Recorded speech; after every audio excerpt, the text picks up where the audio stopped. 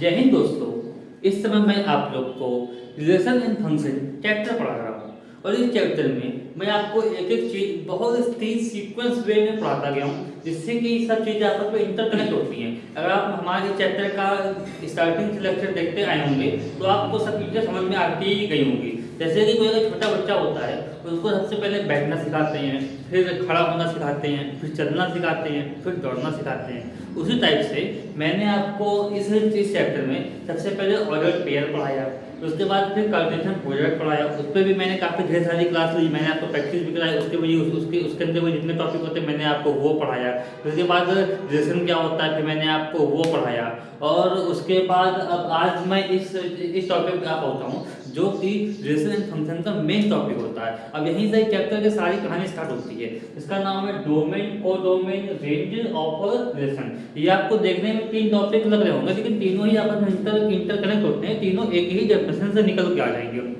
आप लोगों ने ये देखा होगा, मैं आपको ये टॉपिक पढ़ाने के लिए मैं आपको करीब कितनी क्लासेस पहले पढ़ा चुका हूँ। धीरे स्टेप बाय स्टेप करते करते करते करते मैं आपको इस मुकाम तक लेके आया हूँ। क्योंकि अगर मैं आपको डायरेक्ट ही यही पढ़ा देता तो फिर आपको ये इतना इतना अच्छे से समझ में नहीं आता। क्योंकि उसके लिए पहले आपको सेट थ्योरी आनी चाहिए, वो आपको सेट थ्योरी आनी चाहिए, वो भी मैंने आपको पढ़ाई। आपको कैलकुलेशन, प्रोडक्ट, ऑर्डर, पेयर वो सब आनी चाहिए, जो उसकी सब मैंने आपको वो पढ़ाया। उसके बाद मैं आपको यहाँ तक आकर पहुँचा हूँ जिससे कि आपको ये समझ में आए।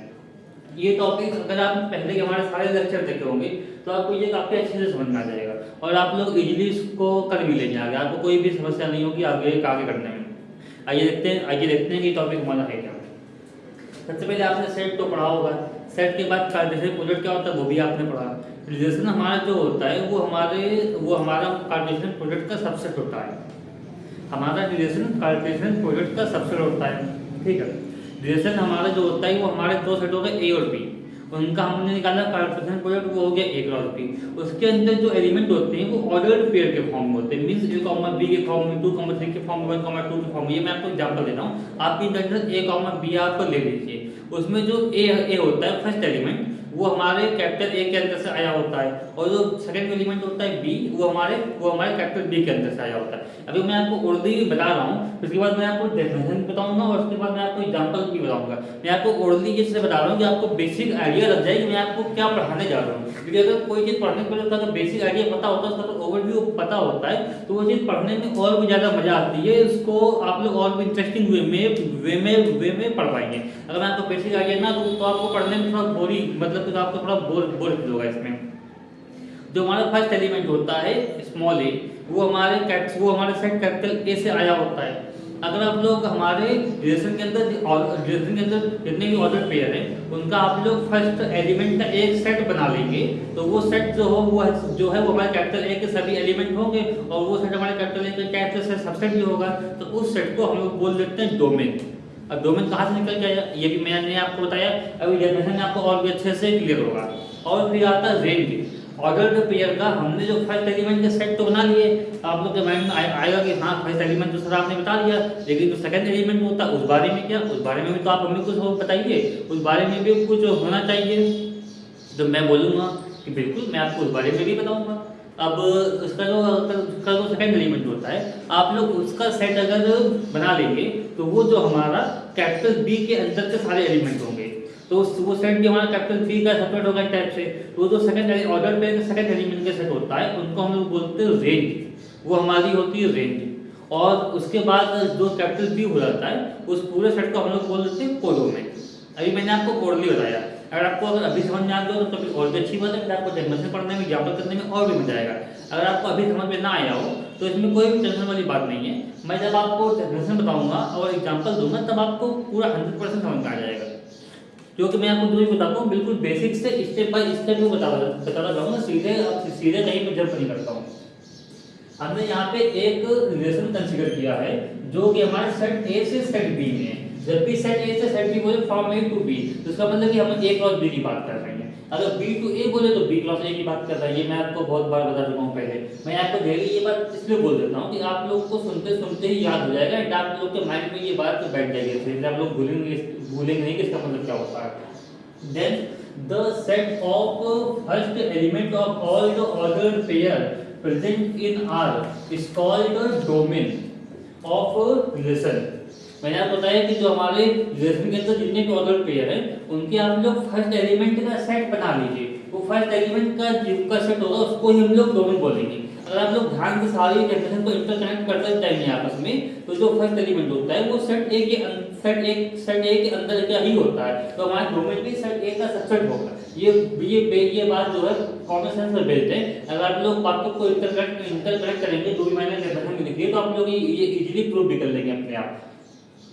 और जो सेट ऑफ सेकंड एलिमेंट है of all the order pair presence in are is called range of relation.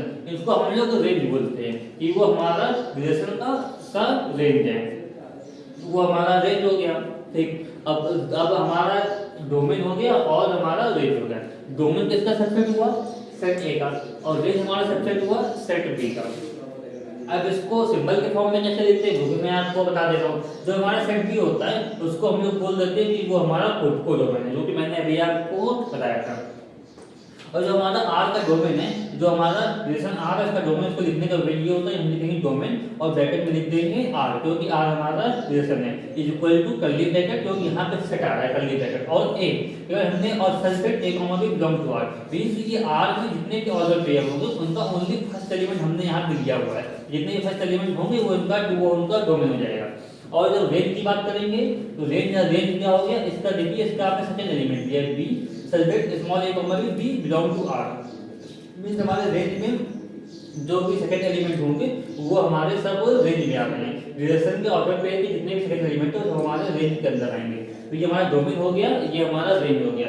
मैं उम्मीद करता हूँ कि आप लोगों को ये डेफिनेशन काफी अच्छे से समझ में आ गए होंगे, क्योंकि डेफिनेशन इजी है। अगर आप इजी आपको तब लगेगी कि जब आपको पहले की सारी बातें याद है। अगर आप मन में सोचे कि सर रिलेशन क्या होता है, हमसे पूछे, अगर आप पूछे कि कार्टेशियन प्रोडक्ट क्या होता है, तो मैं तो वही बोलूंगा कि आप सबसे पहले प्रीवियस वीडियो रिवाइज करके आइए, अदरवाइज आपको आज से क्लास का कुछ भी समझ में नहीं आएगा। अगर आपने प्रीवियस वीडियोस तक देखी हुई है, वो सारा आपको कॉन्सेप्ट पता है, तो आपको आज की क्लास बिल्कुल इजी लगेगी। ये मैं आपको बिल्कुल इजी पढ़ा रहा हूँ, ठीक है। The domain of a relation from set A to set B is a subset of set A। यही मैं आपको अभी तक बात बता रहा था कि जो हमारा डोमेन है वो हमारा सेट A का सबसेट होगा, और जो रेंज है ये हमारे सबसेट होगा सेट B का। सर और सेट B हमारा यहाँ पर को डोमेन हो गया, तो हम ये भी बोल सकते हैं कि रेंज हमारा को डोमेन का सबसेट होगा। Range is the subset of को डोमेन। अभी मैंने आपको डोमेन बताया, रेंज बताया, को डोमेन बताया। डोमेन जो होता है सेट ए का सबसेट होता है, और जो सेट बी होता है उसको पूरा हम लोग को डोमेन बोल देते हैं, और रेंज को डोमेन का सबसेट होता है, या फिर हम ये बोल सकते हैं कि रेंज हमारा सेट बी का सबसेट होगा। आपको ये डेफिनेशन काफी अच्छे से क्लियर हो गई। अभी मैं आपको एक एग्जांपल दे रहा हूँ, एग्जांपल देने के बाद आपको और भी अच्छे से क्लियर हो जाएगा। अगर आपको यहाँ पर थोड़ा सा डाउट बचा होगा तो ये हमारे पास रिलेशन दिया हुआ है, इसके अंदर फोर एलिमेंट है, मींस फोर ऑर्डर पेयर है। ये सेट ए से सेट बी की तरफ है, मतलब ये सेट ए से सेट बी में हमारा ये सेट ए दिया हुआ है और सेट बी दिया हुआ है। इसका वही निकालना है डोमेन रेंज को डोमेन। अब डोमेन क्या होता है, मैंने आपको क्या बताया था, वो जितने भी ऑर्डर पेयर है उनके फर्स्ट एलिमेंट का आप लोग सेट बना लीजिए, तो क्या हो गया, 1 हो गया, 3 हो गया, 6 हो गया, तो 1 3 6 हमने लिख लिया एक सेट में, ये हमारा बन गया डोमेन। और अगर आप लोग ऑब्जर्व करेंगे कि 1 3 6 ये तीनों एलिमेंट तो हमारे ए में भी है ना, ये तीनों एलिमेंट हमारे ए में है, तो हमारा डोमेन जो है वो सेट ए का कैरेक्टर सबसेट भी हो गया है। और जब हम बात करते हैं रेंज की, तो हमारा रेंज क्या है, जो हमारा सेकंड एलिमेंट है आप लोग उसका सेट आप लोग बना लीजिए 2 5 4 7। तो हमारा जो 2 5 4 7 हुआ, जो हमारा 2 5 4 7 हुआ, ये सब हमारे रेंज के अंदर आ जाएंगे। तो इनके जो हमने सेट बनाया तो ये हमारा रेंज हो गया। अगर आप लोग इस सेट और सेट बी को ऑब्जर्व करेंगे तो 2 5 2 4 5 7 हमारे यही सब एलिमेंट तो बी में भी है ना, तो रेंज हमारे टाइप से बी का सबसेट हुआ। यही बात मैं आप लोग को बता रहा था, और यहाँ मैंने आपको प्रूव करके भी दिखा दिया सबसेट होता है कि नहीं होता है।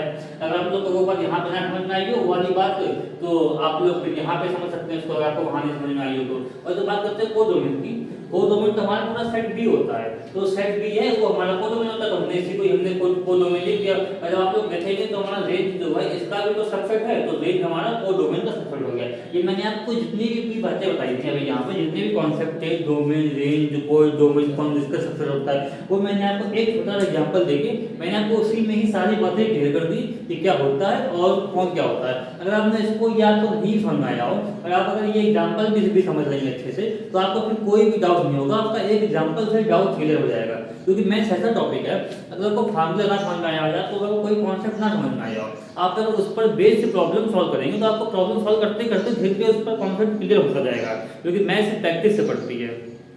मैं उम्मीद करता हूँ कि आपको हमारा वीडियो पसंद आया होगा। अगर आपको हमारा वीडियो पसंद आया हो तो आप लाइक से सब्सक्राइब करना ना भूलिएगा। अगर आपको कोई भी डाउट हो तो आप कमेंट सेक्शन में डाउट मुझसे पूछ सकते हैं। मिलता हूँ नेक्स्ट वीडियो में। धन्यवाद।